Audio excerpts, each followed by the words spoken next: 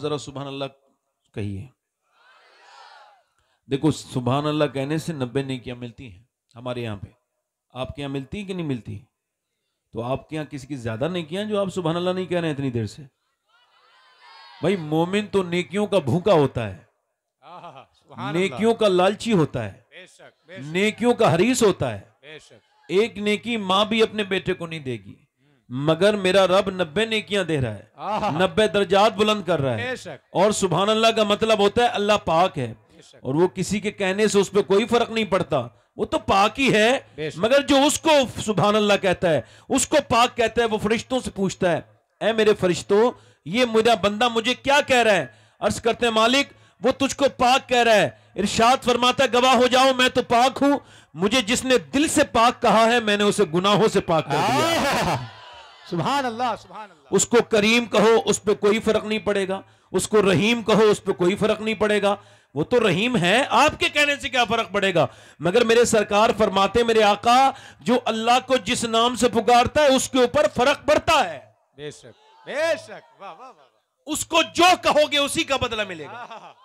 रहीम कहोगे तुम्हारे दिल में रहम उतर जाएगा। बेशक बेशक, सुभान अल्लाह। ये उसका जिक्र किया करो। अल्लाह के रसूल सल्लल्लाहु अलैहि वसल्लम इरशाद फरमाते हैं, हदीस कुदसी, क़यामत के दिन अल्लाह एक बंदे को बख्शेगा, तो वो बंदा अर्ज करेगा मालिक तूने मुझको क्यों बख्श दिया? हालांकि मैंने कभी तेरा कहना नहीं माना, मैं तेरा नाफरमान हूं, मुझे याद नहीं आता मैंने कभी तेरा कहना माना हो, तूने मुझ पे क्यों इनायत की और क्यों अपना फजल से मुझे बख्श दिया?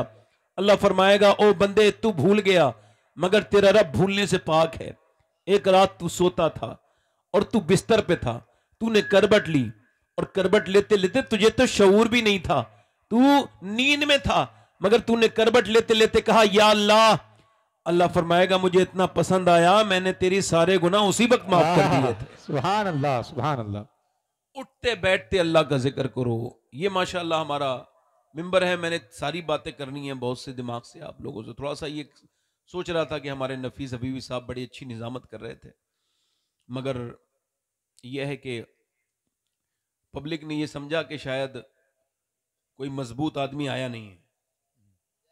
अच्छा, पब्लिक का अजीब मिजाज है। मेरी लोग इंटरनेट पे तकरीर सुनते हैं तो कमेंट करते हैं ये मौलाना इतनी जोर से क्यों बोलते हैं? मैं क्या लगा तुम हमारे यहाँ आओ, जहां हम तकरीरें करते हैं वहां हमारे लोग हल्के से मानते ही नहीं है। वो ये समझते हैं कि जो जोर से बोलता है वही मौलाना है। सही। इसी वजह से हाँ यही मामलात है, वरना आप हल्के सुने तो हमें क्या जरूरत है जोर से पढ़ने की? तो जरा आप जरा जोर से बोल दें सुभान अल्लाह, दोनों हाथ उठा के बोलो या रसूल अल्लाह, या रसूल अल्लाह। मैं 2-3 शेर पढ़ता हूं ताकि थोड़ा सा रेपो बेल्ट और मेरा स्ट्रांग हो जाए, आपसे थोड़ा सा मजबूती हो जाए। तो 2-3 शेर और पढ़ देता हूं। 2-3 शेर पढ़ता हूं मैं हुजूर की अम्मी की शान में। सुभान अल्लाह। देखो भाई, जलसे में बज़ौक़ लोगों का काम नहीं होता, जलसे में वही लोग आए जो ज़ौक़ रखते हों, वरना जो लोग ज़ौक़ नहीं रखते उनका क्या काम है? वो तो बोझ हैं बेचारे। जो बज़ौक़ हैं वो तो अपने घर वालों पर बोझ हैं, घर में जाएं तो बच्चे डर जाएं।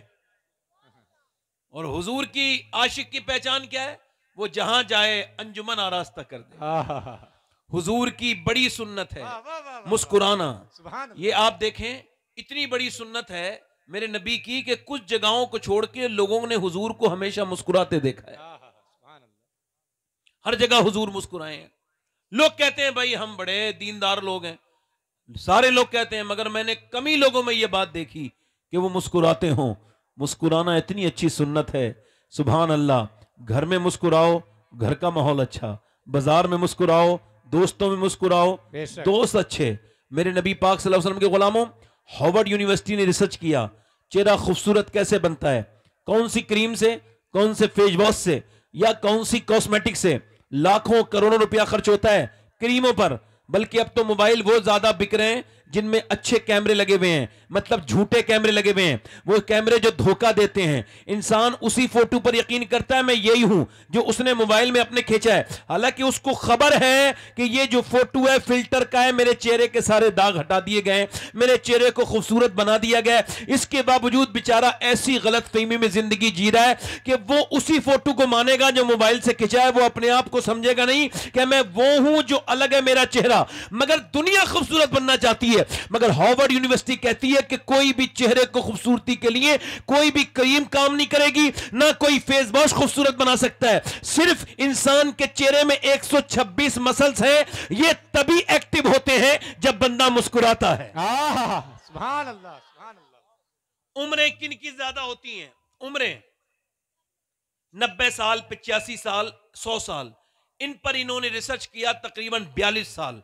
और 42 साल के बाद उन्होंने कहा कि उन लोगों की उम्रें ज्यादा थी। हमने उनसे मुलाकात की, काफी उनकी उम्रें हुई 90 साल, 95। हमने पूछा कोई वर्जिश करते हो? कहने लगा नहीं।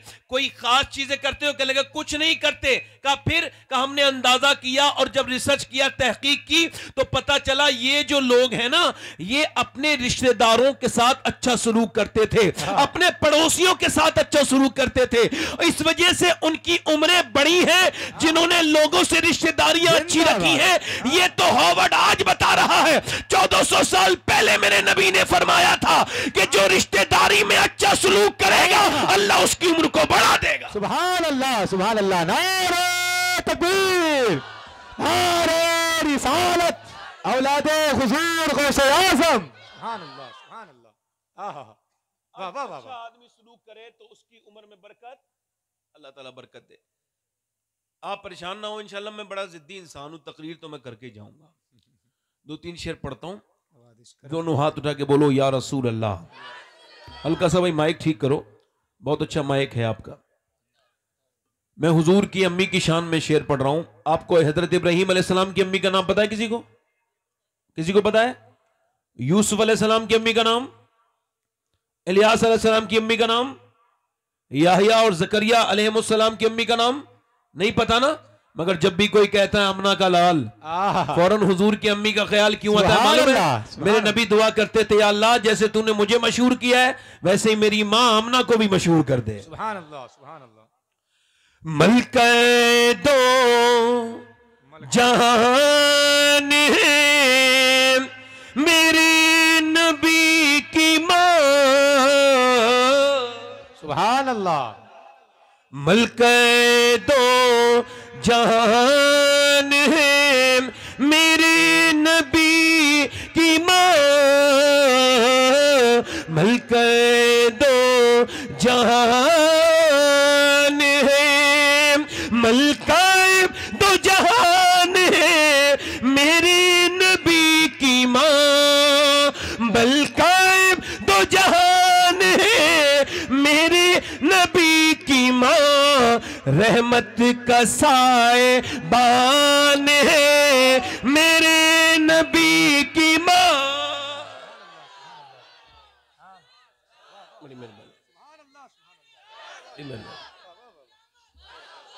दिल से बोलो, मेरे साथ पढ़ो, मेरे नबी की मां कहेंगे, इतना कहेंगे, रहमत का साए बान है मेरे नबी की मां। और चच्ची है मुर्तजा की, दादी बतूल की। चच्ची किसकी है? मौला अली की। जरा जोर से तो बोलो सुभान अल्लाह। सुभान अल्लाह। और दादी किसकी है? सैयदा फातिमा की।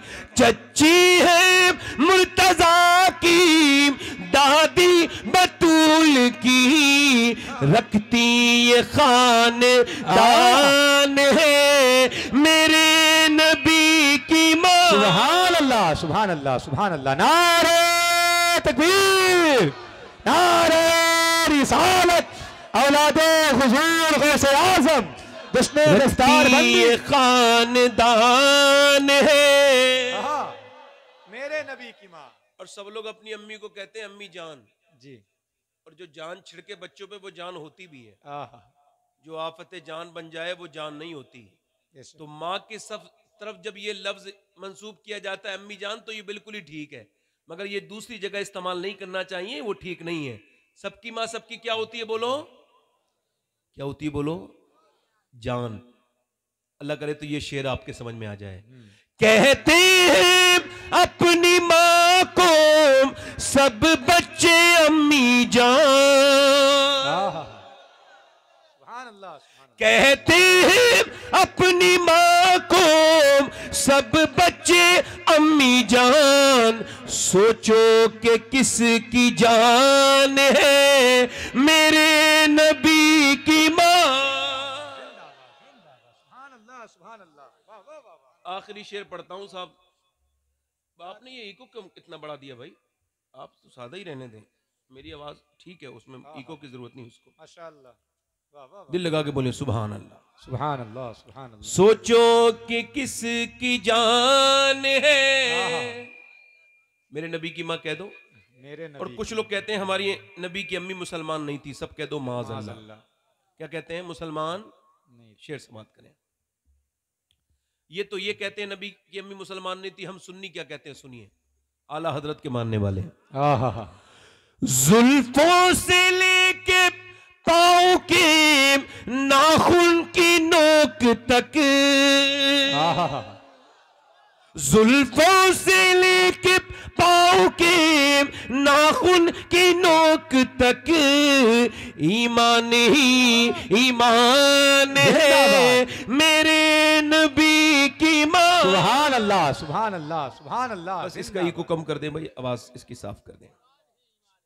ईमान ही ईमान है, ईमान ही ईमान मेरी। मैं अपनी तकरीर शुरू कर रहा हूं भाई, अल्लाह ताला आपको जज़ा दे, बैठे आराम से आप। आमीन भाई। इको कम करें भाई, सिर्फ आवाज बढ़ाएं इसकी, सिर्फ बस। माइक बहुत अच्छा है आपका, जिसने बुरा कहा नहीं कहना चाहिए था। इसका ट्रेबल बढ़ाइए भाई। माइक से अल्लाह के यहाँ हिसाब कोई नहीं होगा, मुझसे हिसाब होगा तो माइक मुझसे बेहतर है, माइक वाले से होगा। खैर, अर्ज करता हूं आपसे कि तकरीर शुरू कर रहा हूं मैं। 90% हिंदुस्तान के लोगों की ये शिकायत है, चाहे वो हिंदू हो, मुसलमान, सिख, ईसाई, सबकी शिकायत है कि उनकी औलाद उनका कहना नहीं मानती। ठीक, चूंकि दस्तारबंदी का प्रोग्राम है, इसी लिहाज से ये कुछ बातें आपसे अर्ज कर रहा हूं।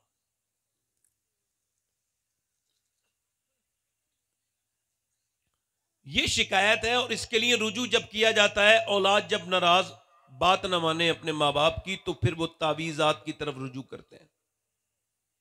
मैं किसी तावीज़ करने वाले का मुखालिफ नहीं, मगर मैं आप लोगों से बात कर रहा हूं। तावीज़ की तरफ जाएंगे, इस तरफ जाएंगे, उस तरफ जाएंगे, मगर वजह नहीं समझेंगे औलाद हाथ से क्यों निकली। भाई इसकी सीटी कम कर दें, आवाज थोड़ी और कम कर दें भाई, सीटी कम कर दें। माइक बहुत अच्छा है आपका।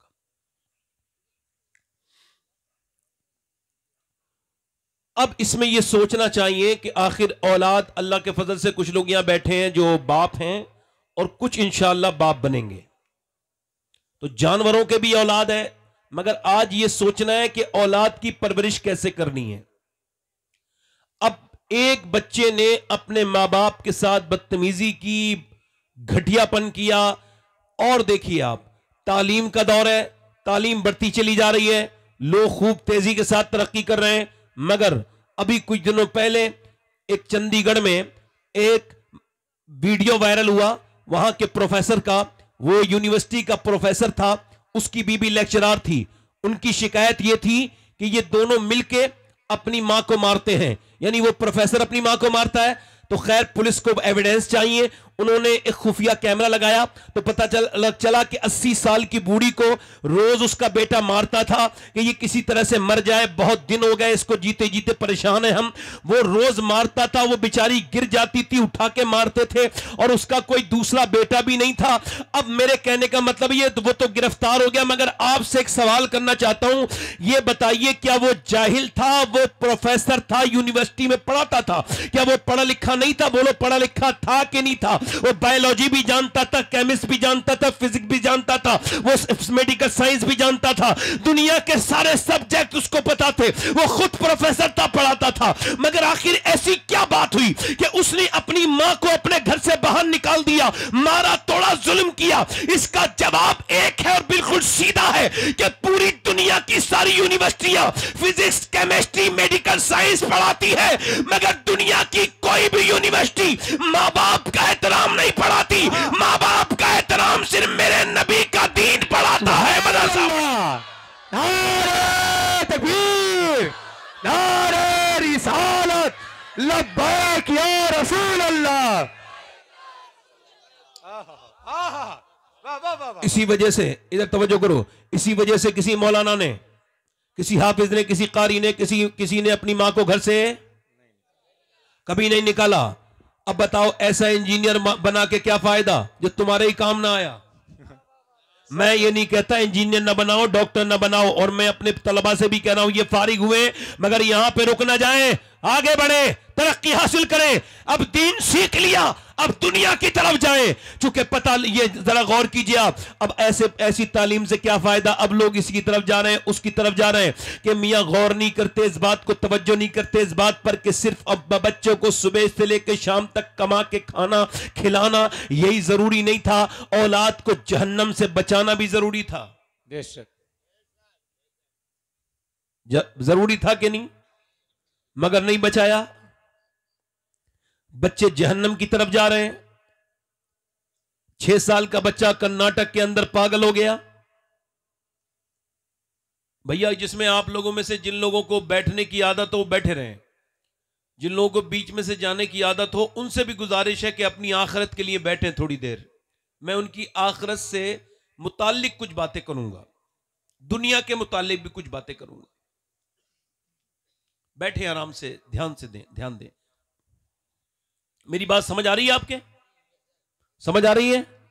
ठीक है, थोड़ा एक और कम कर देना भाई। अब मेरी बात पे गौर कीजिए आप हजरात। मैं आपसे अर्ज कर रहा था कि बच्चा पागल हो गया, मां बाप उसको लेकर के गए डॉक्टर के पास। वजह क्या थी? मोबाइल से पागल हुआ था। अब मोबाइल, 6 साल का बच्चा है, पागल है, दिमाग खराब है उसका। उसके डॉक्टर ने पूछा तेरी अम्मी कहां है? कहने लगा इस मोबाइल के अंदर है। ये हंसने की बात नहीं है, समझने की बात है। मोबाइल के अंदर है। बाप कहां है? कहने लगा मोबाइल के अंदर है, इसके अंदर से आएगा, फिर मेरा बाप इसके अंदर रहता है, मेरी मां भी इसके अंदर रहती है। मां अपने बेटे को देख के रोने लगी, डॉक्टर साहब मेरे बच्चे को ठीक कर दो, ये मुझे अपनी मां नहीं कह रहा है। अल्लाह अकबर। उस औरत के लिए जवाब यह है मेरी बहन, बच्चा तो तेरा भी था, बच्चा जानवर का भी था, मगर भैंस का बच्चा पैदा होते ही मां को पहचान लिया, मगर तेरे बच्चे ने नहीं पहचाना था। जो उसे प्यार देता उसे ही मां समझता। याद रखो, इमाम गजाली फरमाते जितनी तालीम की जरूरत होती है जानवर को अपनी जिंदगी जीने के लिए, वो अपनी मां के पेट से उतना पढ़ा लिखा पैदा होता है, उसकी सारी मालूमात उसको होती है। मगर इंसान के साथ ऐसा नहीं है, वो पैदा हुआ है कोरा कागज है। जो उसको दूध पिलाए उसे ही मां समझेगा, जो उससे मोहब्बत करे उसे ही मां समझेगा। अल्लाह ने कोरा कागज बना के भेजा कि जो तू उस पे लिखना चाहेगे लिख देंगे। अब बाप के पास वक्त नहीं, बाप भी शाम को आया तो अपने बच्चों से नहीं मिला। मां ने भी अपने बच्चे को क्या, जब रोया तो मोबाइल दे दिया। सही है। हालांकि रो के उसने, आपको पता है डकैत, क्रिमिनल, डाकू, सफ्फाक, कातिल, लुटेरे, इन पर रिसर्च हुआ ये कौन बनते हैं, तो कहने लगे ये वो बच्चे हैं जो रोते रहते थे, मां बाप ने बचपन में इन्हें उठाया नहीं।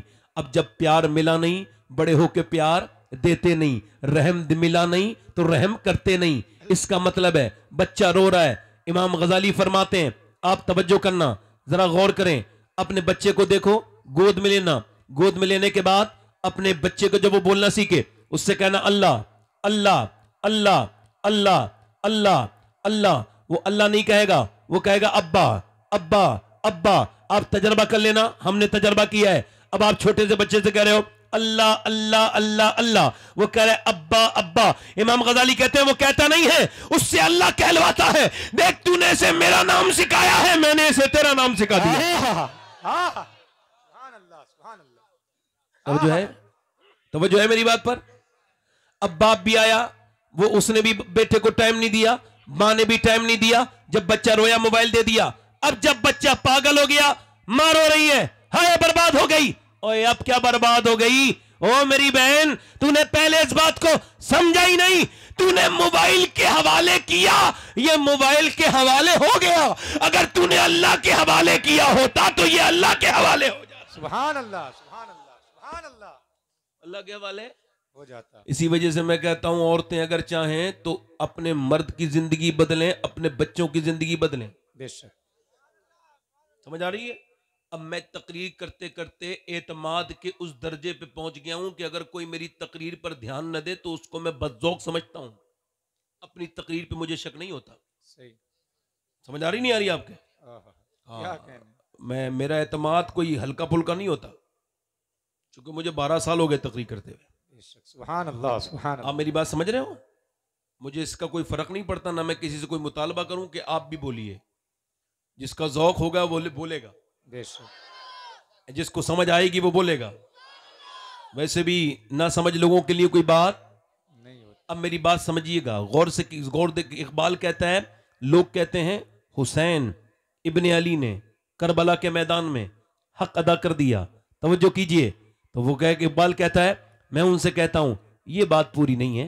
पूरी बात यह है कि पहले अली ने मदीने में और फातिमा ने मदीने में माँ बाप होने का हक अदा किया है, फिर हुसैन ने करबला में बेटे होने का हक अदा किया। सुभान अल्लाह। इसका मतलब यह है कि अगर माँ चाहे तो जिंदगी बदले, एक औरत अपने आदमी को बदल देती है। यह बात सही है? आपके यहां कोई नहीं बदलता शादी के बाद? क्या बदल देती है ना? एक औरत अपने आदमी को लेकर के गई है, मिसाल के तौर पे जौनपुर के बाजार में, उसका आदमी पीछे पीछे है, इसको ये करनी है शॉपिंग, और वो बेचारा मजलूम हाथ में बच्चा लेके पीछे पीछे चल रहा है। मोहतरमा आगे आगे चल रही है, ये पीछे पीछे बेचारा है। पूरा दिन हो गया, दोपहर में शाम हो गई, घर आया।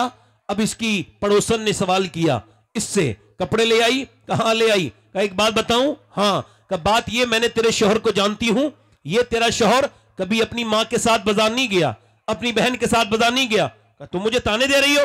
कहा ताने नहीं दे रही हूं, तुझे ये समझा रही हूं कि अगर ये तेरे कहने से बाजार जा सकता है तो तू चाहे तो ये मस्जिद में भी जा सकता है। सुभान अल्लाह, सुभान अल्लाह, सुभान अल्लाह। तू चाहे तो मस्जिद भी जा, तू चाहे तो मस्जिद भी जा। है। कभी किसी औरत ने ये नहीं कहा कि मेरे आदमी चल मस्जिद में चला जा, नमाज पढ़ने चला जा। अरे औरत कहेगी मेरा तो पूरा एतमाद है, हिंदुस्तान के हालात देखते हुए मुझे तो यकीन है कामिल कि अगर औरतें चाहें तो पक्के नमाजी बन जाएंगे लोग।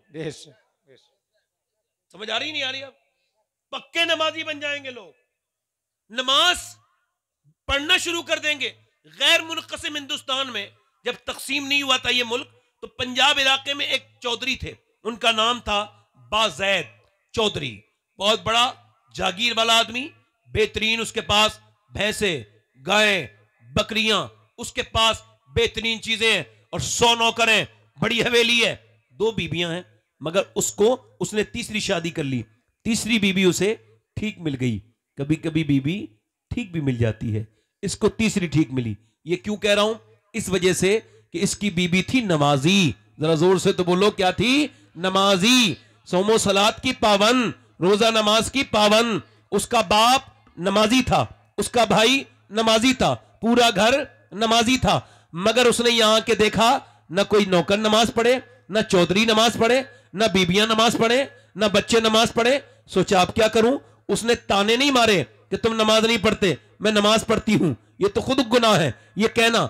उसने दिमाग लगाया, हिकमत से काम लिया, आखिर कैसे नमाजी बनाना है। देखा चौधरी को दूध देने के लिए रात को चौधरी सोता था बैठक में, 2 बीबियां 3 बीबियां होने के बावजूद बैठक में सोते थे। कैसे जमाने थे पहले। उसने कहा नौकर से तुम दूध लेके जाते हो चौधरी को? कहा तुम शाम को दूध लेके नहीं जाओगे, मैं लेके जाऊंगी। उसने कहा ठीक है।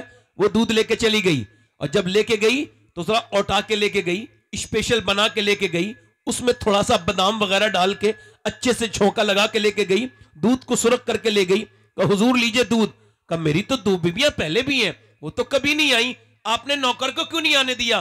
बोली हुजूर नौकर से ज्यादा हक मेरा है, आप मेरे सरताज हैं। मेरे नबी ने फरमाया कि अगर मैं मखलूक को सजदा करने का हुक्म देता तो मैं औरत को देता कि अपने शौहर को करे। आप मेरे सरताज हैं, मेरे आप शौहर हैं, लीजिए दूध पीजिए। चौधरी ने मीठी मीठी बातें सुनी, दूध पी लिया। पीने के बाद कहा हुजूर टांगे दबाना चाहती हूं। कहने लगे क्यों? कहा मैं अपने घर पे दबाती थी अपने अब्बा की, और अब आपके दबाऊंगी, आप मेरे शौहर हैं। उसने कहा ठीक है। पांव दबाने लगी।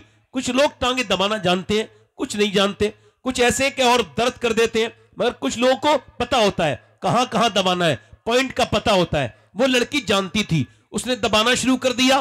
चौधरी मोटा ताजी आदमी था, थोड़ी देर के बाद नींद आने लगी। जब सोने लगा तो ये उठ के बोली, चौधरी साहब आप भी सो रहे हो, मुझको भी नींद आ रही है, मगर एक बात बताऊं, अगर बुरा ना माने तो सुबह फजर की नमाज के लिए उठा दूं। सुभान अल्लाह, सुभान अल्लाह। कितनी तरकीब लगाई, पीछे से कितने काम किए नमाज के लिए। कुछ लोग कहते हैं ऐसे ही कोई नमाजी बन जाएगा, नहीं नहीं, मेहनत करनी पड़ती है, पहले उसके पीछे कुर्बानियां देनी पड़ती हैं। एक तो वो चौधरी था, दूसरा मर्द था और तीसरा मालदार था। तीन तीन अलामात तकब्बुर की उसके अंदर। उसने कहा तू मुझे समझाएगी, भाग यहां से। डरा दिया, धमका दिया, भगा दिया।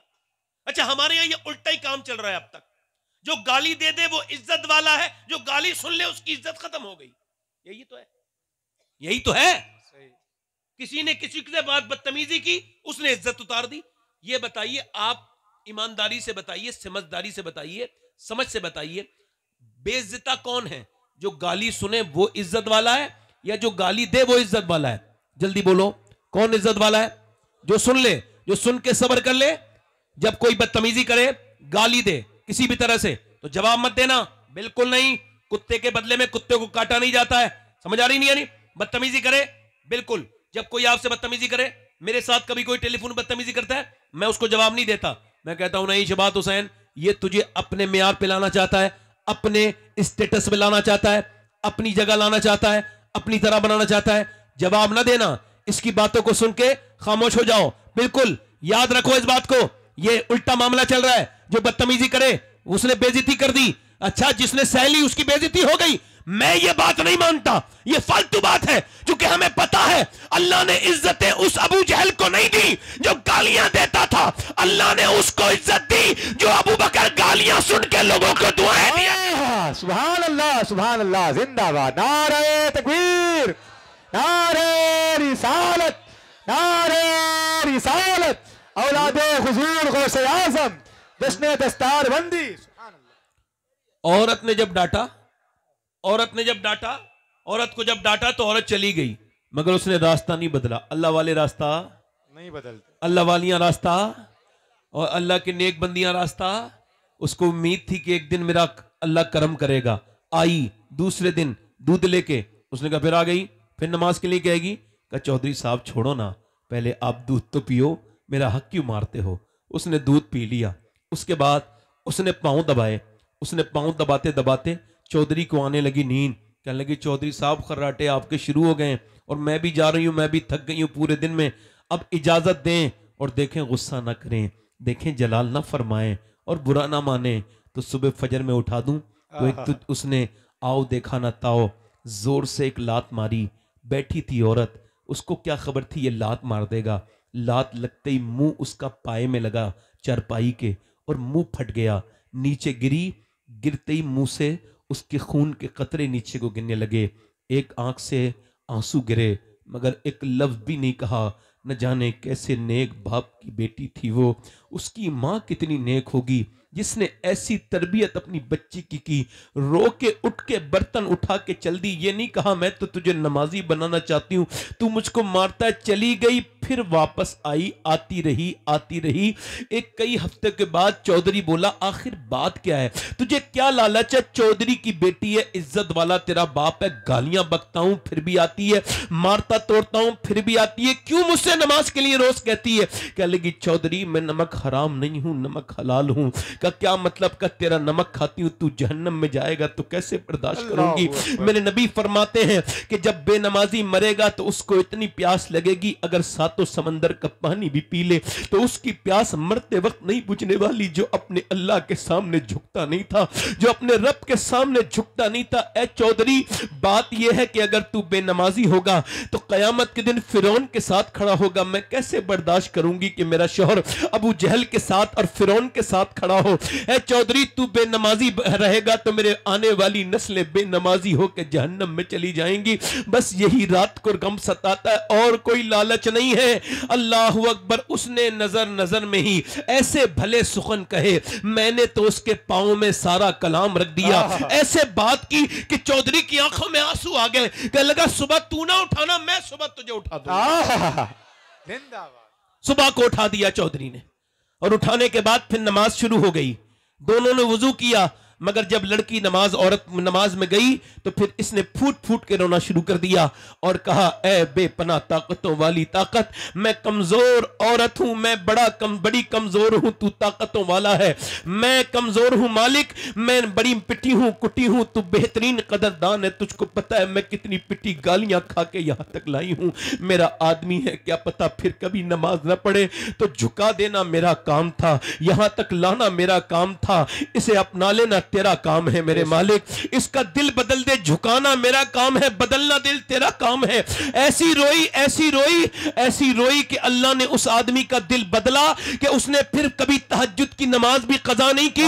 उसने अपने घर के सामने बड़ी मस्जिद बनवाई जो कि आज तक ऐसी बनी हुई है। उसने बड़ा मदरसा बनवाया, सारे नौकर नमाजी, सारी औरतें नमाजी, सारे बच्चे नमाजी, सब कुरान की तालीम हासिल करने लगे, सारे लोग नमाजी बन गए। और सुनो मेरे भाइयों, जब उन दोनों दर के दरमियान बच्चा पैदा हुआ तो वो कोई आम बच्चा नहीं था, कुतुबुल अख्ताब सुल्तान मोहम्मद बाहू था, जिसने कहा था तस्बीह फिरी पर दिल नहीं फिरिया, की लेना तस्बीह पढ़ के हूं, इल्म पढ़ा पर अदब न सीखिया, की लेना इल्म पढ़ के हूं। उनका बेटा अपने वक्त का कुतुब बना। मतलब जब माँ बाप अगर चाहे तो बच्चे फिर नेक नहीं बल्कि वली बन के पैदा हो। सुभान अल्लाह, सुभान अल्लाह, जिंदाबाद जिंदाबाद। वाह वाह वाह वाह वाह, क्या कहने, सुभान अल्लाह सुभान अल्लाह। इसके लिए दिल लग रहा है, आप लोगों को नहीं लग रहा है? दिल लगा, दोनों हाथ उठा के बताओ, कहां गई वो औरतें जो कुरान सुनाती थीं और कुरान सुना के अपने बच्चों को? तवज्जो है? मदीने की सारी औरतें, उम्मुल मोमिनीन सैयदा उम्मे सलमा फरमाती हैं, हम सब की मां फरमाती हैं कि मदीने में और औरतें अपने बच्चों को लोरियां सुनाती थीं।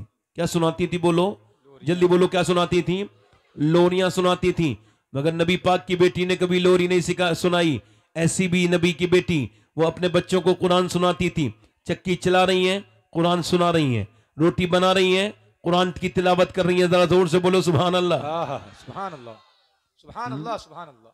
अब वक्त कहां, ना मर्द के पास वक्त है कुरान पढ़ने का। अब तो वो जिसने मियां ने तावीज दिया है उस पर तो कितने मोम जामे कर दिए, कितनी खुशबू लगा दी, मगर जो नबी ने कुरान दिया उसके ऊपर गर्द जमी हुई है। अल्लाहु अकबर, अल्लाहु अकबर। मैं जब घरों में जाता हूं लोगों के, तो वो कहते हैं दुआ कर दो हमारे घर में बरकत हो जाए। मैं कुरान उठा के लाओ, कहां है? मैंने तकरीबन 100 घरों में कुरान उठवाए होंगे, और सही बता रहा हूं आपको, 80 कुरान अच्छी 80 ऐसे कुरान मैंने देखे जिनके ऊपर गर्द जमी हुई थी। क्योंकि पहले औरतें कुरान उठा लेती थी, मोबाइल जैसी आफत घरों में नहीं आई थी। याद रखना मेरे भाइयों, मेरे दोस्तों, इमाम गजाली फरमाते हैं जिसका दिल जितना साफ होता है वो उतना ही कुरान की तिलावत करता है। और ये बात मेरे समझ में बहुत अच्छे से आ गई है। रोज कुरान पढ़ा करो। कुरान के पढ़ने से रूह का भी इलाज है और जिस्म का भी इलाज है। बेशक, सुभान अल्लाह। कुरान में रूह की भी शिफा और बदन की भी शिफा कुरान पढ़ने से। इमाम हसन बसरी के पास एक उनका मुरीद आया, बहुत बेहतरीन टनाटन हाफिज कुरान, सबसे मजबूत हाफिज कुरान बसरा में, मगर आके बोला हुजूर मैं बर्बाद हो गया। का क्या हुआ? कल एक लड़की का पीछा कर रहा था। फिर उसने पलट के देखा, कहा तुझको शर्म नहीं आती? एक तो तू मुसलमान, दूसरा हाफिज कुरान, हसन बसरी का मुरीद, मेरा पीछा करता है, शर्म नहीं आती? कहते मैं कांप गया। उसके अल्फाज दिल में नश्तर की तरह चुभ गए और फिर पसीने आए। कहते हैं उसके बाद से लेके हुजूर कुरान पढ़ता हूँ, मगर कुरान मुझे याद नहीं रहा, एक भी आयत याद नहीं रही, सारा कुरान भुला दिया। अल्लाह मुझसे नाराज हो गया। अभी मेरा कुरान निकला है, कहीं मेरा ईमान ना निकल जाए। सरकार मेरे लिए दुआ कर दें, उस बदनिगाही ने मेरा कुरान मुझसे छीन लिया।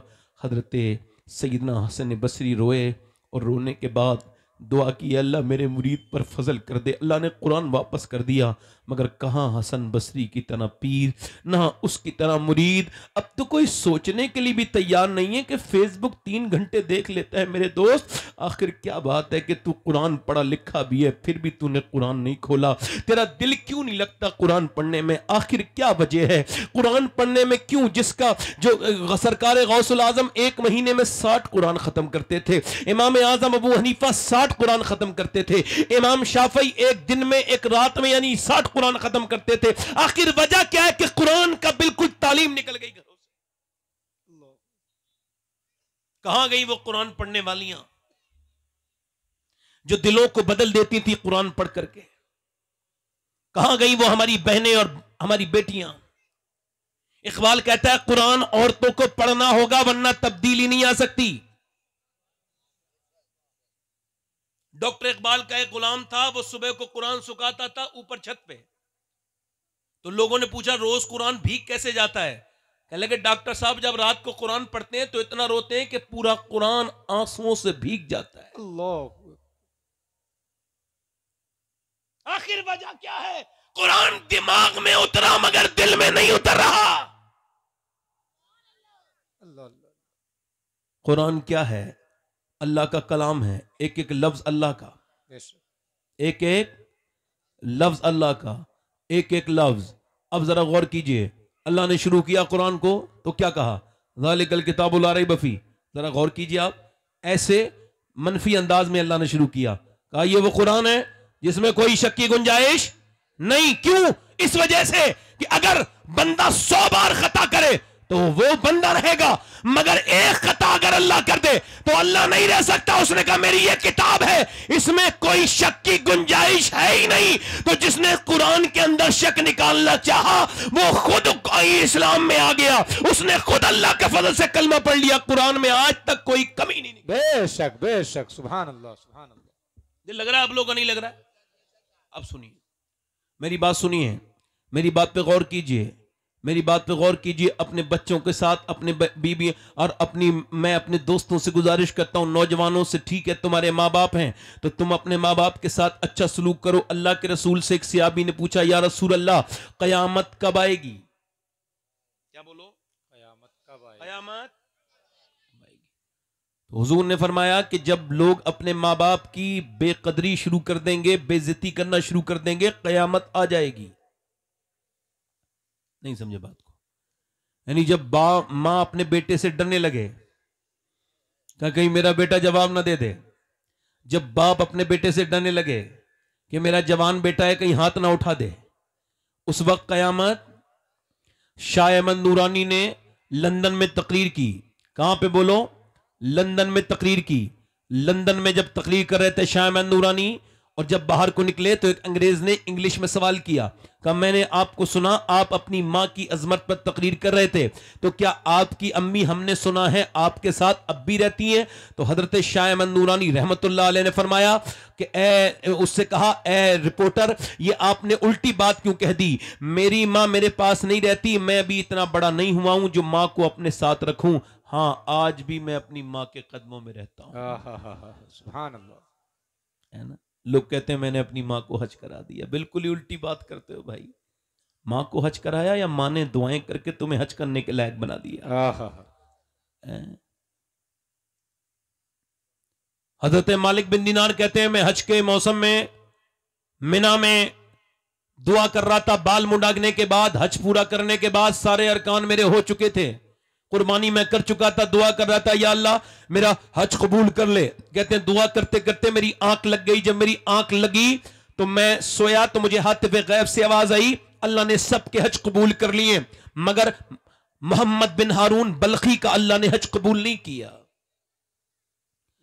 कहने लगे मुझे ढूंढना मुश्किल नहीं था बल्ख के लोगों को, चूंकि मेरे खेमे के बाद ही बल्खियों के खेमे शुरू होते थे। कहते मैं बल्ख मुल्क के शहरियों के पास गया और उनसे पूछा तुम्हारे यहां कोई मोहम्मद बिन हारून नाम का आदमी रहता है? कहने लगे वो सबसे ज्यादा जो इबादत करता है, वो जो वहां बैठा है, सब कुछ अल्लाह के नाम पे दे चुका है, वही मोहम्मद बिन हारून है, सब कुछ सदका कर चुका है, बड़ा नेक है। कहते मैं उसके जाके पीछे बैठ गया, वो नमाज पढ़ रहा था, उसने मेरी तरफ देखा सलाम फेरने के बाद और कहा अस्सलामु अलैकुम मालिक बिन दिनार। मैंने कहा आप मुझे जानते हो? कहा मैं तो ये भी जानता हूं। आप क्यों आए हो? कहा क्यों आया हूं?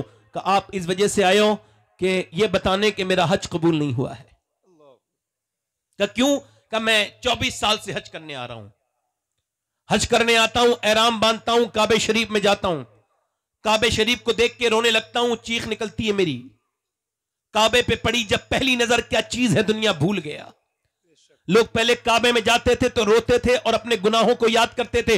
अब बदतमीज बेगैरत थोड़े बहुत पैसे क्या हो गए, जाते हैं काबे में बीवियों के साथ तस्वीरें खींचते हैं और वहां पे लाइव चलाते हैं, बदतमीजियां वहां से फोटो खींच के भेजते हैं और वहां बुलटी सीधी हरकतें करते हैं। कुछ तो पढ़े लिखे लोग जो अपने आप को मौलवी कहते हैं वो भी ये बदतमीजी करते हैं।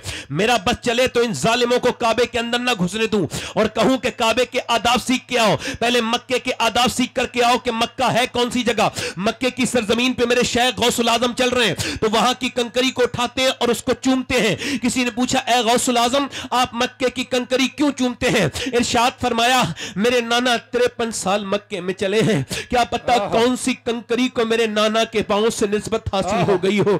हरम की जमीन और कदम रख के चलना। अरे सर का मौका है ओ जाने वाले। काबे में गया था तो अपने गुनाह याद करके रोता, मगर तूने तस्वीरें खींची, तूने वहां खाना पीना बाजारों को देखा, कुछ नहीं किया। तू उम्रा कुछ नहीं किया, तू बर्बाद होके आया है वहां से। तू किसी लायक नहीं बचा। तू काबे में भी तौबा ना कर सका, तू हुजूर के रोजे पे भी अपने गुनाह याद ना कर सका, तूने अपने रब से माफी नहीं मांगी। ओ मेरे भाई, कभी अल्लाह मक्का मदीना दिखाए तो वहां तस्वीर मत खींचना, क्योंकि मक्का मदीना तस्वीर बनाने की जगह नहीं है, तकदीर बनाने की जगह है। वहां जाना तो ये इस तरह से जाना, वहां जाना तो अदब वाले बन के जाना। वो कहता है मैं काबे में जाता हूं और काबे में जाकर के अपने रब की बारगाह में तौबा करता हूं और फिर इस्तलाम करता हूं हजरे अस्वद का। 2 रकत नमाज पढ़ के इस्तलाम करता हूं, फिर शुरू कर देता हूं तवाफ। मैं रुकने यमानी पर तौबा करता हूं, रुकने इराकी पर दुआ करता हूं, तौबा करता हूं। मैं रुकने शामी पर दुआ करता हूं। कहता है मैं हतीम पर दुआ करता हूं, मैं हतीम पर दुआ करता हूं। मैं मकाम इब्राहिम पर नमाज पढ़ता हूं, उसके बाद जमजम पी के सफा मरवा जाता हूं, फिर 8 जिलहिज्जा को एहराम बांध के जाता हूं मिना। मिना के कैंप में पूरे दिन रोता रहता हूं, अल्लाह से दुआ करता रहता हूं मेरे मालिक मुझे माफ कर दे, वहां रहना सुन्नत है। कहते फिर वहां से मैं उठता हूं और नमी जिलहिज्जा को अरफात के मैदान, जहां जाए बगैर हज नहीं हो सकता, ये वो जगह है जहां हजरत आदम अलैहिस्सलाम की दुआ कबूल हुई थी। ये वही जगह है जहां दुआ मांगना सुन्नत है और एहराम होता है, सर पे कुछ होता नहीं। धूप में दुआ मांगना सुन्नत है, धूप में। अब तपती हुई अरब की धूप, आपको पता है 2017 में हम लोग जब हज पे गए तो लोग दुआ मांग रहे थे, हमने देखा आधा घंटे में लोगों को चक्कर आने लगे। फिर अगली बार जब हम गए तो 19 में दूसरे हज पे मैं गया, 19 में तो मैंने देखा लोग फिर दुआ मांग रहे थे, तो 45 मिनट में लोगों को पसीने आ गए और बेहोश होने लगे तो निकल गए। इतनी तेज धूप, चक्कर आने लगे लोगों को। मगर मेरे नबी पाक ने जब दुआ मांगी आखिरी हज के मौके पर, अपने ऊंटनी पर बैठ के दोनों हाथ हुजूर ने उठाए थे और दुआ करते करते मेरे नबी ने अपने दोनों हाथ अपने सीने से लगाए और फिर कहा अल्लाह मेरी उम्मत को बख्श दे। फिर कहा मेरे अल्लाह मेरी उम्मत को बख्श दे, मेरी उम्मत को बख्श दे। हजरत अबू हुरैरा कहते हैं तकरीबन 6 घंटे मेरे नबी दुआ करते रहे।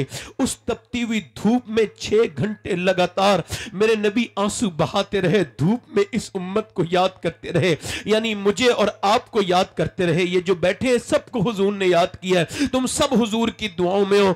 तुम जब कब्र में जाओगे तो हुजूर का दीदार होगा, तो अपने आप को ठीक करके जाओ।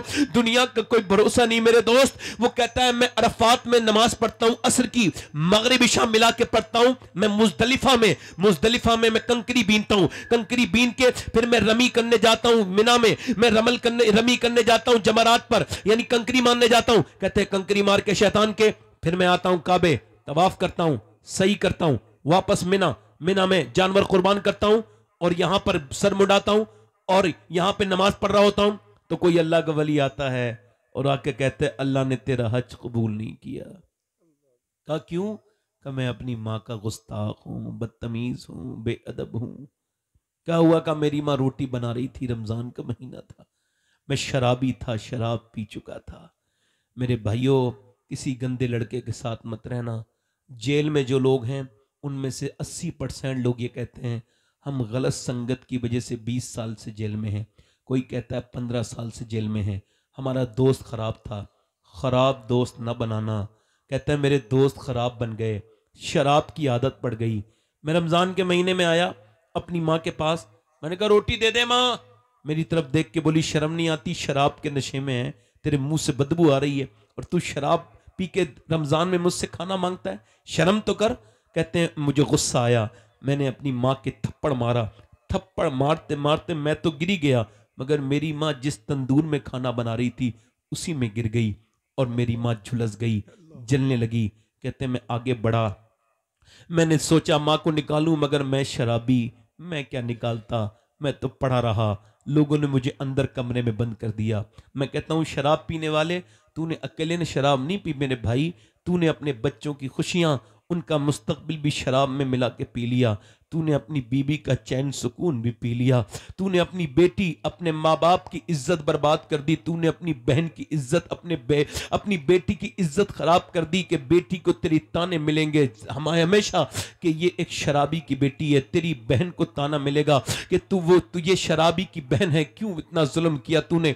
वो कहता है मैं पूरी रात सोता रहा, दूसरे दिन आंख खुली तो मेरी बीबी कुछ काम कर रही थी, जा रही थी। मैं कहा कहां जा रही है पैकिंग करके? कहा मैं मैके जा रही हूं। कहा क्यों? कहा मैं मां के कातिल के साथ नहीं रह सकती। कहा मेरी मां मर गई? कहां मर गई?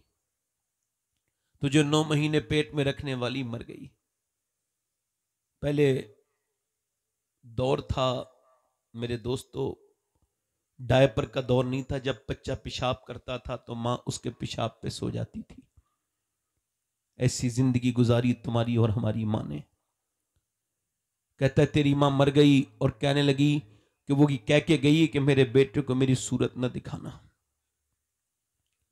मेरे बेटे को मेरी सूरत। हजरत मालिक बिन दीनार कहते हैं मैंने उसके मुंह पे थप्पड़ मार के कहा तेरा हज कबूल हो जाएगा, मां को कत्ल करके हज कर रहा है। कहते हैं 24 साल से वो हज कर रहा था, मैं सो गया, आके हुजूर का फिर दीदार हुआ। सरकार ने फरमाया मालिक बिन दीनार तूने डरे हुए को डरा दिया। अर्ज की हुजूर वो अपनी मां का गुस्ताख है। कहा अल्लाह उसको बख्श देगा और मां की बदौलत ही बख्शेगा। अर्ज की हुजूर कैसे?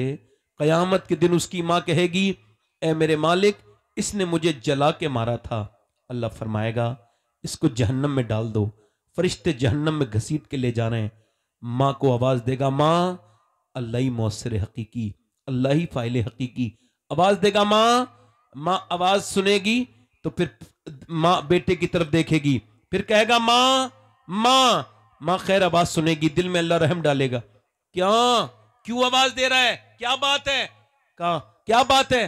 कहेगा मां एक बार मेरा हाथ जल गया था, रात भर तूने कटोरे में डाला था पानी में और तू रात भर रोती रही थी, तेरी आंखों में आंसू थे, मेरी मां हाथ जला था, अब तो मुझे जहन्नम में डाल रहे हैं, मुझे माफ नहीं करेगी, मैं तेरा लाल बेटा नहीं हूं। मां उसकी तरफ देखेगी। मेरे हुजूर फरमाते हैं फिर मां अल्लाह से अर्ज करेगी ए मेरे मालिक मेरे बेटे को माफ कर दे, मेरे लाल को। अल्लाह फरमाएगा इसने तुझे जला के मारा था, ये तेरा कातिल है, तड़पा तड़पा के मारा है, क्या तू इसको माफ कर रही है? हाँ मारा तो था, मगर ये मेरा बेटा है, ये मेरा लाल है। ए मेरे भाइयों, ए मेरे दोस्तों, दुनिया में मोहब्बत करने वाले बहुत हैं, मगर माँ की तरह मोहब्बत करने वाला नहीं मिलेगा, ना बाप की तरह मोहब्बत करने। माँ जिंदा है, उसकी कदर करो, उसका ख्याल रखो। आज भी देख लो तुम्हारे घरों में सारे कमरे होते हैं, मगर जहां बूढ़ी माँ बैठी होती है उसकी बरकतें अलग होती हैं। जब माँ दुआ कर दे तो फिर कोई ऐसी मंजिल नहीं है जो आसान ना हो। मेरा ईमान है, मुझे नहीं पता कौन से पीर की दुआ कितनी कबूल होती है, मैं गारंटी के साथ नहीं कह सकता कि उसकी दुआ कबूल होगी। आप अगर 10-15 हजार रुपए दे के भी दुआ कराओ पीर साहब से तो उसके मुरीद बहुत होते हैं, वो क्या पता दुआ करे ना करे, याद रहे उसको ना। मगर तुम अपनी माँ से कभी दुआ कराना, अगर से कहना मैं परेशान हूं तो ऐसी दुआएं करेगी अर्श हिलने लगेगा। मां की दुआएं हर परेशानी से निकाल लेती है। उसकी वजह यह है पीरों की किसी दुआ का मुझे कोई यकीन नहीं कि कबूल होगी नहीं होगी, मगर मां बाप के बारे में मेरे नबी फरमाते हैं जब मां बाप दुआ करते हैं तो ऐसे कबूल होती है कि जैसे नबियों की दुआएं उम्मती के हक में तो कबूल होती है। कभी मां के हाथ चूम के देखो, कभी बाप के हाथ चूम के देखो, कभी बाप से मोहब्बत करके देखो। बाप बाप है। एक मर्तबा है सफेद दाढ़ी अगर बाप की हो गई है और ये आज तुम उससे ये कह रहे हो कि अब्बा तुमने मेरे साथ कुछ नहीं किया, तो तुमने उस पर बड़ा जुल्म कर दिया, क्योंकि तुम्हें क्या पता उसने क्या क्या किया, तुम्हें क्या पता वो कहां कहां गया, तुमको क्या पता उसने कौन से जो है वो परदेश काटे। जब तुम पैदा होते हो, हम जब पैदा हुए तो हमारे माँ बाप फिर अपने लिए नहीं जिए, फिर हमारे लिए जिए। उन्होंने तिनका तिनका करके हमें पाला, क्या क्या कुर्बानियां दी। मगर जब बाप बेटा कहता है ना बाप से तूने मेरे लिए कुछ नहीं किया, तो बूढ़े का दिल टूट जाता है। मुझे तकरीर करते हुए आज 12 साल हो गए तकरीबन, और सुनिए 12 साल हो गए और मेरे वालिद को 24 साल हो गए दुनिया से गए हुए। मैं तकरीरें कहां कहां करने न गया, कहां कहां मैंने तकरीर नहीं की, मगर अल्लाह जानता है बसे हुए हैं वो ऐसे मेरी निगाहों में कि जैसे कल ही हुआ हो ये वाकया उनका। आज भी मैं सोचता हूं कि या अल्लाह कितने लोगों ने मेरी तकरीर सुनी, कितने लोग बदले, कितनों ने दुआएं दी, मगर मैं सोचता हूं काश मेरे मालिक मेरा बाप भी मेरी एक तकरीर सुन लेता। वो जिसने पौधा लगाया था वो उसका एक फल तो खा लेता, एक बार तो देख लेता कि उसका बेटा कैसी तकरीर करता है। मैं तो कहता हूं कि एक लड़के के मैं साफा बांध रहा था, वो रोने लगा। मैंने कहा आप आलिम बने और रोते क्यों हो आप मौलाना साहब? कहने लगे मेरा अब्बा ने मुझे रिक्शा चला के मजदूरी करके आलिम बनाया, और वो कहता था कि मैं आलिम तुझे बनते देखना चाहता हूं, जब तेरी दस्तार होगी तो मेरा सीना बड़ा चौड़ा हो जाएगा।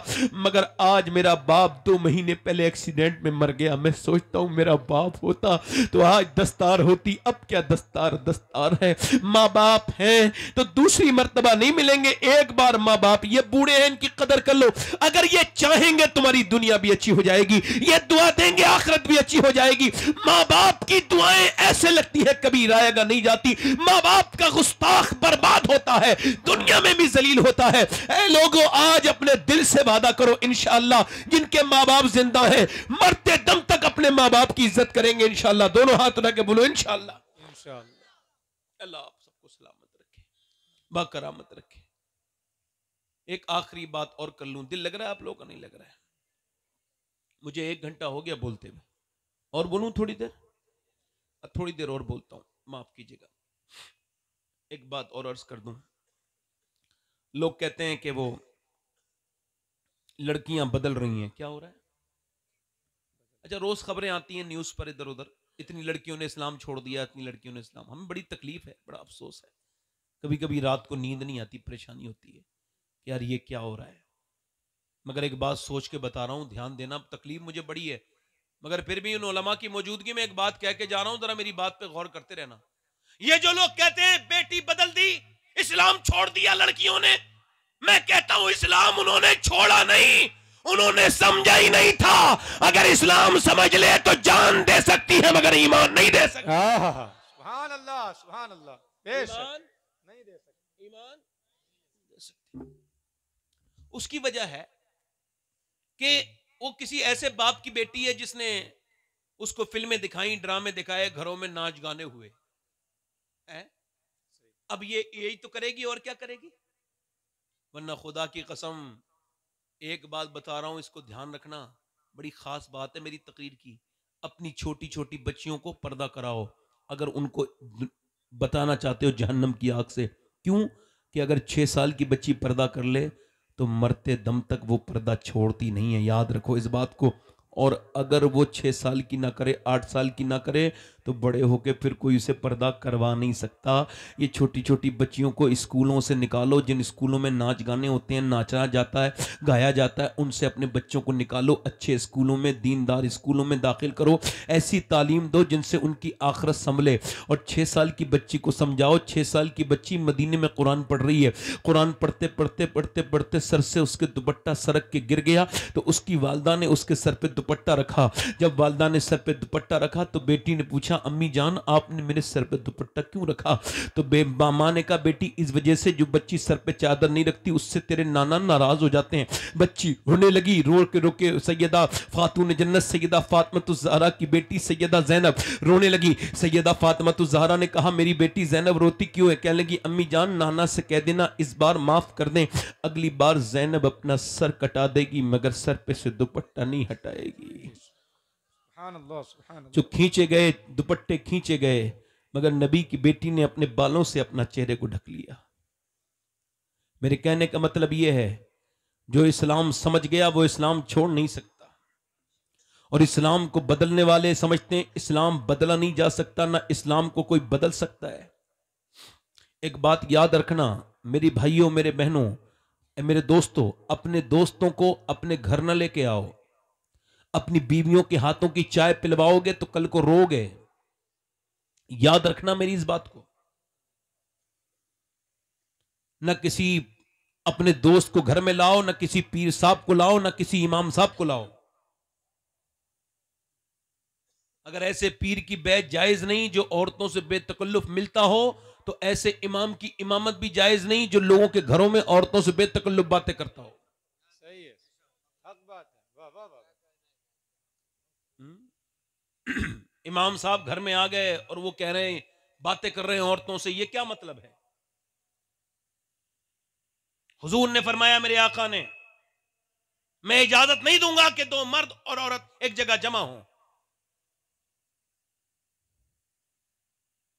फरमाया मेरे आका करीम ने। हज़रत जुनैद बगदादी फरमाते हैं, अगर हसन बसरी पढ़ाने वाला हो और पढ़ने वाली राबिया बसरी हो फिर भी इजाजत नहीं दी जाएगी, और काबे में बैठ के भी पढ़ाए फिर भी इजाजत नहीं दी जाएगी। हम सबकी मां अम्मी आयशा सिद्दीका कुरान पढ़ रही हैं। क्या पढ़ रही है बोलो? कुरान की आवाज छन छन के बाहर को जा रही है, आपकी आवाज। चूंकि बीच में एक सुराख था, हुजूर ने एक पत्थर उठाया, सुराख पे लगाया और कहा, आयशा इतनी जोर से कुरान ना पढ़ो कि आवाज बाहर जाए। अब मुझे जरा जवाब दो, कुरान पढ़ने वाली आयशा सिद्दीका है जिसकी पाकीज़गी का बयान कुरान ने किया, अल्लाह ने किया, और वो पढ़ क्या रही है? कुरान पढ़ रही हैं। पढ़ कहां रही है? मदीने में पढ़ रही हैं। पर कौन सी जगह बैठ के रही है? जो अर्श से अफजल जगह है। और मियां सुन कौन रहे हैं? सहाबा इकराम सुन रहे हैं, और सुनाने वाली उनकी मां है सैयदा उम्मुल मोमिनीन आयशा सिद्दीका। हुजूर को यह भी पसंद नहीं कि आयशा कुरान पढ़े और मदीने में पढ़े और कोई सहाबी भी उसकी आवाज सुने। मेरे नबी को यह भी पसंद नहीं। अल्लाह अल्लाह अल्लाह। तो ये जो अपनी बेटियों को, अपनी बहनों को ये जो टेलीफोनों पे बात कराना, इधर उधर गैर महरम से बात करना, ये इस बात को याद रखना, मेरी बात पे ध्यान देना। जब मामला बिगड़ जाए तो लोग परेशान हो जाते हैं। तब्दीली लाओ, बरकतें लाओ। और हम ये कहते हैं, सारे गैर मुस्लिमों से एक बात कह रहे हैं हम, वो कहते हैं कि हमने इतनी लड़कियां बदल ली। हम उनसे कहते हैं, मेरे भाई तुमने भी समझा नहीं, हमारे ईमान कमजोर हो चुके हैं। वरना तुम देख लो, दुनिया में एक भी ऐसी खबर नहीं आई अभी तक। 1 लाख के तकरीबन शहीद हो गए मुसलमान, मगर फलस्तीन से एक भी खबर नहीं आई कि एक औरत या एक मर्द ने अपना ईमान बदला हो, क्योंकि उन्होंने जान दे दी मगर ईमान नहीं दिया। सुभान अल्लाह, सुभान अल्लाह। नारे तकबीर, नारे रिसालत, लब्बैक या रसूल अल्लाह। जिंदाबाद। मैं फलस्तीन के लोगों को सलाम करता हूं और मैं कहता हूं, तुम्हारे ईमानों के सामने हमारा ईमान क्या है? क्या ईमान है? एक भी भाग के नहीं निकला। उनके लिए रास्ते खुले थे, चाहते तो फलस्तीन छोड़ के चले जाते, मगर उन्होंने कहा जान छोड़ेंगे मगर मस्जिद अक्सा नहीं छोड़ेंगे। उन्होंने मस्जिद अक्सा नहीं छोड़ी। तुमसे अपने मोहल्ले की मस्जिदें नहीं भरी जा रही हैं। मगर फिर भी बात कहता हूं, पूरी दुनिया में यह शोर मच गया था जब ऑस्ट्रेलिया के जंगलों में आग लगी थी। ट्विटर हैंडल एक्टिव हो गए और सारे बॉलीवुड, हॉलीवुड, ये वो, भाई जानवर नहीं मरने चाहिए, जानवर नहीं, ड्रामेबाज शुरू हो गए। मगर 1 लाख के तकरीबन मुसलमान शहीद हुए। आज खुद 122, 112 लोग आज शहीद हुए हैं। खाने के लिए दौड़े थे, उनके ऊपर बम मार दिया। भूखे मुसलमान थे, 112 उनके ऊपर बम मार दिया गया। ये आज की खबर है। मैं पूछना चाहता हूं, इतने शहीद हो गए, किसी हॉलीवुड वाले, बॉलीवुड वाले, किसी को कोई तकलीफ नहीं? नहीं, किसी को कोई तकलीफ, किसी को कोई दर्द क्यों होगा? वो मुसलमान है, कलमा पढ़ने वाले हैं। मगर मैं कहता हूं, किसी को तकलीफ नहीं है। फिलिस्तीनियों, हम तुम्हारे लिए सिवाय दुआओं के कुछ नहीं कर सकते। हम तुम्हारे मजबूर भाई हैं। हमारी दुआएं तुम्हारे लिए हैं, और हमारी दुआएं भी किस लायक तुम्हारे लिए, क्या तुम्हारे सामने हमारी दुआएं।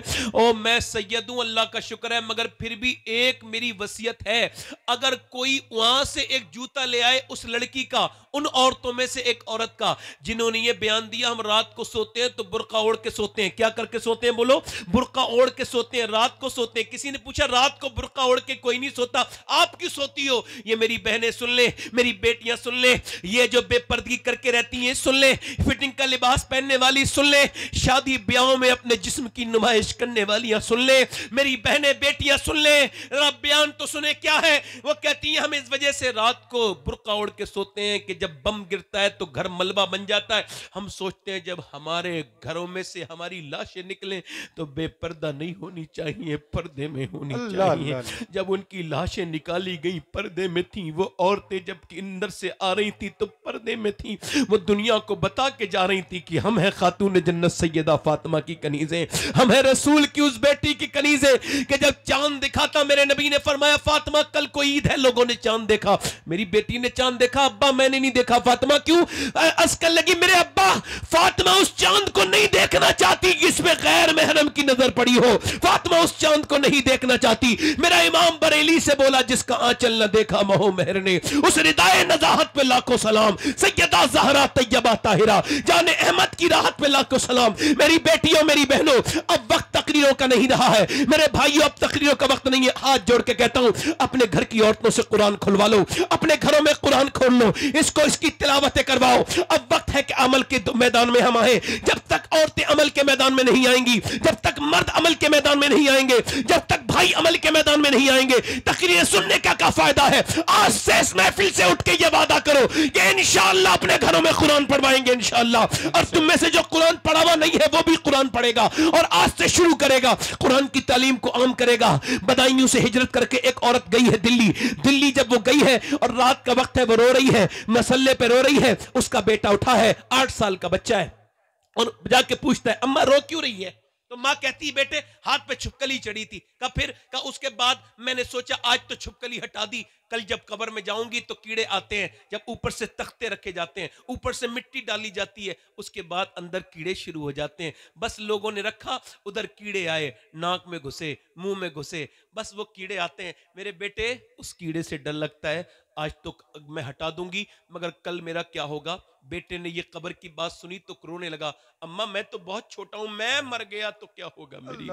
मेरी मौत हो गई तो क्या होगा? मेरी माँ ने सर पे हाथ रख के कहा चल नमाज पर सजदा कर, अल्लाह तुझे करम करेगा, कब्र के अजाब से बचा लेगा। वो उस बेटा सजदे में चला गया। सजदे में जाने के बाद वो माँ भी बोली मेरे मालिक मेरा बेटा है, मेरे मालिक मैं बेवा औरत हूँ, मेरा यतीम बच्चा है, इसे कबूल कर ले। रोज माँ दुआएं करती थी गोद फैला फैला के। बेटा नमाजें पढ़ते पढ़ते जवान हो गया, वही तहज्जुद पढ़ते पढ़ते तालीम हासिल करते करते आगे बढ़ गया। माँ का इंतकाल हो गया, बेटे का रंग दिल्ली पे चढ़ा, बेटे का नाम हुआ, बेटे का भी इंतकाल हो गया, बेटे ने भी पर्दा कर लिया।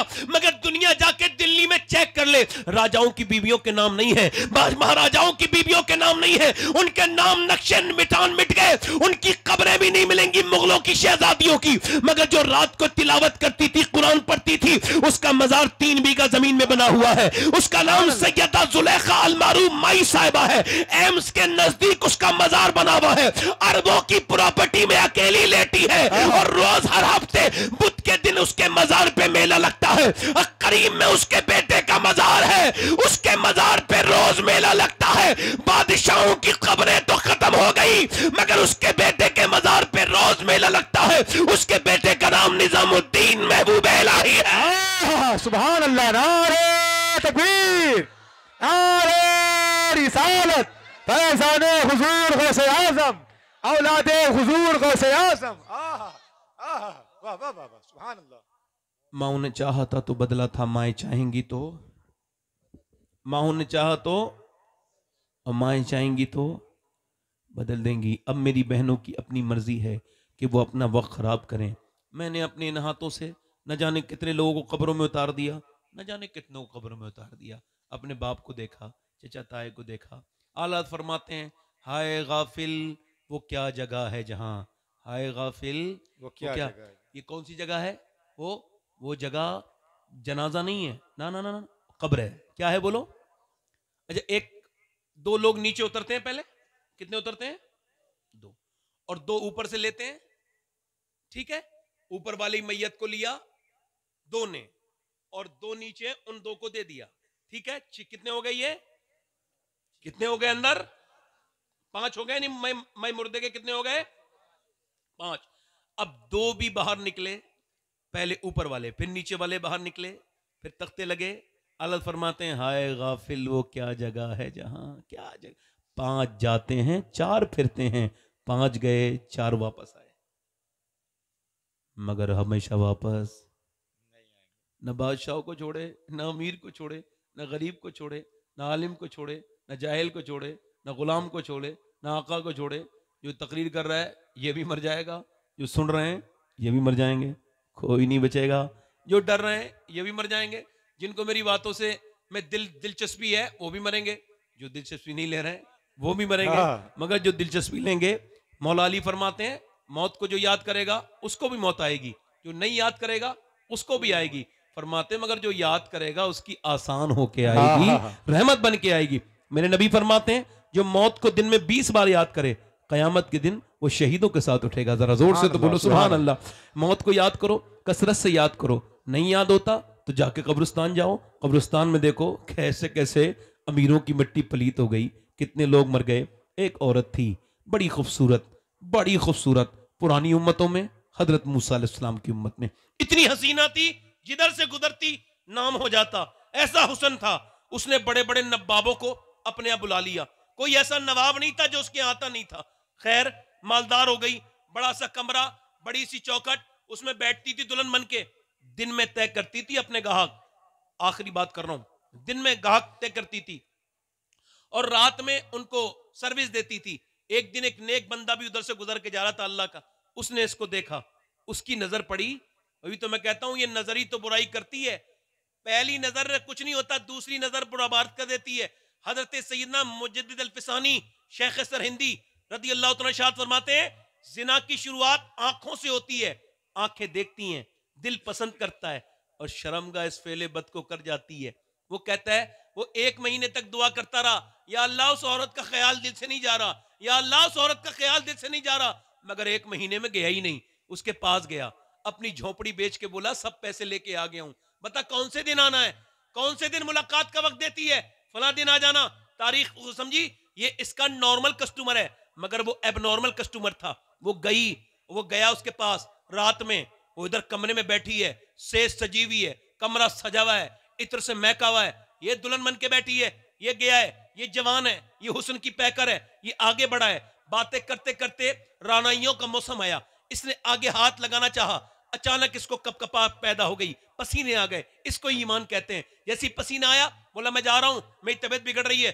तबीयत तो बड़े बड़े अच्छों की खराब होने वालों की ठीक हो जाती है, सही बता बात क्या है। सही सुनना चाहता है, सही सुनना चाहती है, कहां का सही बात यह है कि जब मैं रात को सजदा करता हूं तब भी अल्लाह मुझे देखता है, और जब मैं तेरे साथ ज़िना करने वाला हूं तब भी अल्लाह मुझे देख रहा है, और मैं इतना गंदा नहीं जो अपने रब के देखते हुए ज़िना करूं। ये उठ के चीखता हुआ रोता हुआ चला गया। जब वो रोता हुआ गया, इस लड़की के दिल पे असर हो गया। बोली मालिक एक बार आया था, हाथ तक नहीं लगाया, और मैं तो रोज की पापन हूं, कितने घर उजाड़ दिए मैंने। रो के गई, किसी ने कहा मूसा अलैहिस्सलाम तकरीर कर रहे हैं, फला जगह मजमा लगा हुआ है, जा चली जा, वो तुझे बताएंगे कैसे तौबा करनी है। तौबा का बीज बो गया, वो जो उसके घर में आया था ना, वो तौबा का बीज इसके दिल में बो गया अल्लाह की कुदरत से। वो उसके घर गई, मूसा अलैहिस्सलाम के पास गई, लोगों ने कहा मूसा अलैहिस्सलाम फला औरत मिलना चाहती है। आपने फरमाया अब भगाओ उसे, ऐसे बीच महफिल में इतनी खराब औरत का नाम ले दिया, भगाओ उसको यहाँ से। वो चली गई, दरवाजा बंद कर लिया, और बंद करके बोली मालिक मूसा ने तो निकाल दिया, मगर तू निकालेगा तो कहाँ जाऊंगी। जमीनो मकीनो मकान, ये जो तेरे सब कुछ तेरा ही है, ये जमी भी खुदा की, जमा भी खुदा का, मकीनो मकान ला मका भी खुदा का। गुनाहगार बंदे कहाँ जा सकेंगे खुदा की खुदाई से बाहर निकल के। कहने लगी मालिक मूसा ने भगा दिया, मगर तू भगाएगा तो कहाँ जाऊंगी। ये कह के तड़प के रो के बोली मालिक बहुत पापन हूं, अगर मेरे गुनाहों की कोई हद नहीं है ना, तो फिर तेरे करम की भी मैंने सुना है कोई हद नहीं है। मुझे माफ कर दे, मुझ पापन को, मुझ गुनेगार को माफ कर दे। ऐसी रोई, दरवाजे पे दस्तक हुई, बोली कोई आया होगा, गाहक नहीं खोलूंगी दरवाजा, मगर फिर दस्तक हुई, किसी ने शिद्दत से दरवाजा खटखटाया, ये सोची कोई तोड़ ना दे। इसने धड़कते हुए दिल के साथ आगे बढ़ के दरवाजा खोला, तो सामने हजरत मूसा अलैहिस्सलाम खड़े थे। कहने लगे आप क्यों आए हो, आपने तो मुझे भगाया था। तो वो बोले मुझे क्या खबर थी, अभी अल्लाह ने जिब्राइल को भेजा है और कहा है मेरी बंदी से कहो मूसा मैंने उसको माफ कर दिया है। कहने लगे क्यों, कहा तू रोई है, कहा अल्लाह ने फरमाया उससे कहना उसके आंसू उसके अल्लाह को पसंद आ गए और उसके रब ने उसके आंसुओं को कबूल करके उसके सारे गुनाह माफ कर दिए, सारे गुनाह माफ कर दिए। मूसा वो इतना करीम है, कहा वो कहता है एक इतना रोले ए आदम की औलाद, इतना रोले कि तेरी आंख का आंसू तेरे गाल तक आ जाए, मैं सारे गुनाह माफ कर दूंगा। अल्लाह अकबर, इतना करीम है मेरा रब। कहा मैं उसी आदमी के पास जा रही हूं, यहां नहीं रुकूंगी। उसी के दरवाजे पे पहुंच गई जो वापस लौटा था। जब उसके पास पहुंची, उसे देख के 1 महीने में मिला, वो इसे देख के ही बेहोश होकर जान दे दी। मालिक एक दिन आई थी, एक दिन देखा था, ये तो मेरे घर ही आ गई, मेरे ईमान ही खत्म कर देगी, बेहोश होकर मर गया। बड़े भाई छोटे भाई के साथ शादी की लोगों ने इसकी, तो उसके 7 बच्चे हुए, अल्लाह ने 7 को अपना वली बनाया। अल्लाह, वो इतना करीम है, माफ करने वाला, मेहरबान है, बड़ा करीम है। मौत से पहले उससे तौबा कर लो। सब याद रखो, ये जितने भी लोग हैं ना दुनियादारी, जब कोई ज्यादा बीमार हो जाता तो मैंने कहते सुना है या अल्लाह ये मर जाए तो बेहतर है ना? इस दुनिया से दिल लगाया है, ये जलील कर देगी, इससे इतना दिल न लगाओ। मेरे दोस्तों, मेरे भाइयों, अब जरा हाथ उठा के बताओ कितने लोग हुजूर के नाम पे अपनी जानें दे दोगे? दोनों हाथ उठा के बताओ, दोनों हाथ उठा के बताओ, नीचे हाथ कर लो। जो जान दे सकता है वो कुछ भी कर सकता है, कुछ भी कर सकता है ना। एक दूसरे की तरफ ना देखना, मुस्कुराना नहीं। कितने लोग ऐसे हैं जो अपनी जान भी दे देंगे हुजूर के नाम पर और आज से पूरी दाढ़ी भी रखा लेंगे। दाढ़ी रखाने वाले खड़े हो जाएं, सिर्फ दाढ़ी रखाने वाले। कोई मदरसे का बच्चा ना हो, बाकी सब आ सकते हैं। कोई भी बाहर मदरसे का बच्चा ना हो, जिसके दाढ़ी ना हो, छोटी हो या कटी हुई हो, जिसके छोटी हो या कटी हुई हो, दाढ़ी रखाने के लिए खड़ा हो जाए। माशाअल्लाह। नारे तकबीर, नारे रिसालत। 1 मिनट सोच लो, पहले पूरी दाढ़ी रखानी है आज से। दाढ़ी मुंडानी नहीं है, जो पक्का हो वो खड़ा रहे, जो कच्चा हो नीचे बैठ जाए। चलो हाथ ऊपर कर लो दाढ़ी रखाने वालों, पूरी दाढ़ी जो रखाए मेरे साथ को इंशाअल्लाह वादा करते हैं आज के बाद ना दाढ़ी कटेगी ना मुड़ेगी। इंशाअल्लाह पूरी दाढ़ी रखाएंगे इंशाअल्लाह, आज से अभी से इंशाअल्लाह। बैठ जाएं। माशाअल्लाह। जरा एक बात बताओ, अब जरा बताओ कौन कौन दाढ़ी की नियत की थी, किस किसने? जरा खड़े हो जाओ, जिसने दाढ़ी की नियत की थी वो इधर आ जाए। जिन्होंने अभी दाढ़ी का वादा किया था वो इधर आ जाए, जो आज से दाढ़ी पूरी रखाए इधर आ जाए। कोई कच्चा ना आए भाई, पक्के लोग आए हैं जो आज से किसी माँ की बात नहीं माननी इस मामले में, अब्बा की बात नहीं माननी, अम्मी की किसी की नहीं माननी। चूंकि ये कोई मदरसे का बच्चा तालिब इल्म ना आए, कोई मदरसे का तालिब इल्म ना आए, उनके तो निसाब में होता है, बाकी सब आ जाएं। दाढ़ी रखाओगे आप सब लोग? वादा कर रहे हो? दोनों हाथ उठाओ इंशाल्लाह। इंशाल्लाह दाढ़ी रखाओगे? यहीं बैठ जाओ जहां खड़े हो, बैठ जाओ यहीं पे। दाढ़ी रखाओगे इंशाल्लाह? इंशाल्लाह।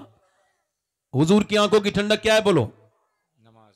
दोनों हाथ उठा के बोलो इंशाल्लाह नमाज की पाबंदी करेंगे। दोनों हाथ उठा के बोलो इंशाल्लाह नमाज की पाबंदी करेंगे। अपनी बहन बेटी को पर्दा कराएंगे इंशाल्लाह। मसलके आला हदरत पे सख्ती से कायम रहेंगे इंशाल्लाह। अल्लाह आप सबको सलामत रखे, बाकरामत रखे। देखो एक बात और खास कह रहा हूं, मुझे कोई पॉलिटिक्स से मतलब नहीं है, मैं मजहबी इंसान हूं। एक बात मगर आपसे अर्ज कर रहा हूं, 2024 का इलेक्शन आने वाला है, कोई भी गलत पोस्ट, गलत चीजें किसी के खिलाफ कोई मत लिखना, ठीक है? किसी भी तरह की कोई पोस्ट किसी के खिलाफ, आप लोग आपकी अपनी मर्जी है कहां जाना है, किसको वोट देना है, मेरा कोई मतलब नहीं इस बात से, मगर कोई भी ऐसी बात मत लिखना मुसलमान की आईडी से जिससे तुम्हारा मजहब बदनाम हो, है ना? ये मुल्क हमारा है, इसकी हिफाजत करने की जिम्मेदारी भी हमारी है ना? ये हमारा मुल्क है हिंदुस्तान, इंशाअल्लाह हम इसके कल भी इसके वफादार थे और ये हमारा मुल्क है ना? तो कोई भी ऐसी पोस्ट किसी के भी खिलाफ, एवरीवन किसी के भी खिलाफ ना करो। हम लोग किसी को गाली देने वाले लोग नहीं हैं, गाली सुनने के सहने वाले लोग हैं। अल्लाह आप सबको सलामत रखे, है ना? इंशाल्लाह ये बात मेरी याद रखोगे दोस्तों, कोई भी गलत पोस्ट, गलत बात, गलत कमेंट इंशाल्लाह नहीं करोगे। अल्लाह आप सबको सलामत रखे, बाकरामत रखे। मैंने बड़ी जो है वो आपकी सामने तकरीर की, कोई बात मेरी बुरी लगी हो तो उसके लिए माफ़ी चाहता हूँ और आपका शुक्रिया अदा करता हूँ कि आपने मेरे जैसे ख़राब आदमी की तकरीर सुनी। अल्लाह आपको बदला अता फरमाए, अजर अता फरमाए। तौबा करें, अस्तगफिरुल्लाह रब्बी मिन कुल्लि ज़ंबिन व अतूबु इलैह। पढ़ लीजिए ला इलाहा इल्लल्लाहु मुहम्मदुर रसूलुल्लाह। साबिक़ून अस्साबिक़ून उलैइकल मुक़र्रबून। सदक़ल्लाहुल अज़ीम व मा अलैना इल्ला बलाग़। अस्सलामु अलैकुम व रहमतुल्लाहि व बरकातहू। ये बच्चे माशाअल्लाह ये मदरसे के फारिग हुए हैं। ये मदारिस से अपना राब्ता मजबूत रखो। एक बात बता के जा रहा हूं, ध्यान रखना। अभी प्लानिंग ये चल रही है कि मदारिस बंद कर दिए जाएं। लोगों को पता है कि जब तक मदरसे आबाद हैं दीन, तो मदरसों से मोहब्बत रखो, उलमा से अपने मोहब्बत रखो।